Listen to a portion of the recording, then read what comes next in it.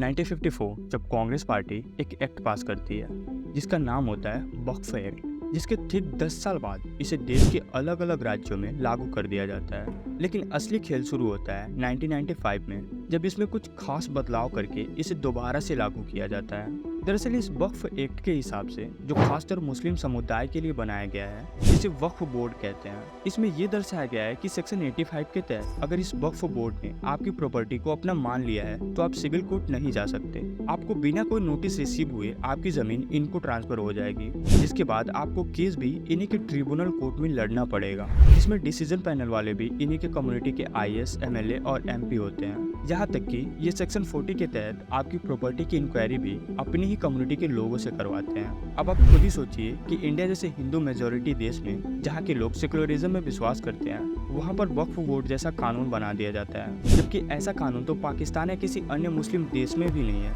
जिसमें बिना आपके कंसर्न के आपकी प्रॉपर्टी किसी और को ट्रांसफर कर दी जाए। हमारे ही इस देश में मुस्लिमों के लिए ऐसा एक तरफा कानून बना दिया जाता है, लेकिन हमें हमारी ही जमीन पर राम मंदिर बनाने से रोका जाता है। खैर, अगर ये ऐसा ही चलता रहा तो आने वाले समय में ये बोलेंगे कि पूरा देश ही इनका है, और ये प्रूफ करने की इनकी जरूरत भी नहीं होगी, क्योंकि सेक्शन 40 ऑफ वक्फ एक्ट यही तो कहता है कि अगर वक्फ बोर्ड ने आपकी प्रॉपर्टी को अपना मान लिया है तो अब आपको ही प्रूफ करना पड़ेगा कि ये प्रॉपर्टी वक्फ बोर्ड की नहीं बल्कि आपकी है, क्योंकि इन्हें कुछ भी प्रूफ करने की कोई जरूरत नहीं है। सोचने वाली बात है कि कोई भी गवर्नमेंट इंडिया जैसे सेकुलर देश में ऐसा कानून आखिर कैसे लागू कर सकती है। आज तमिलनाडु में एक 1500 साल पुराने मंदिर को वक्फ बोर्ड अपना बता रहा है, जबकि इस्लाम को इंडिया में आए हुए मुश्किल से 1200 से 1300 साल ही हुए हैं। ठीक इसी प्रकार इन्होंने ताजमहल पे भी क्लेम किया था कि ताजमहल इनका है। वो तो शुक्र है कि सुप्रीम कोर्ट ने इनसे शाहजहां का सिग्नेचर मांग लिया। ऐसे ही इन्होंने बहुत से फर्जी क्लेम किए हैं जिनमें इनको असफलता ही मिली है, यहाँ तक कि इन्होंने श्री कृष्ण की जन्मभूमि मथुरा को भी नहीं छोड़ा।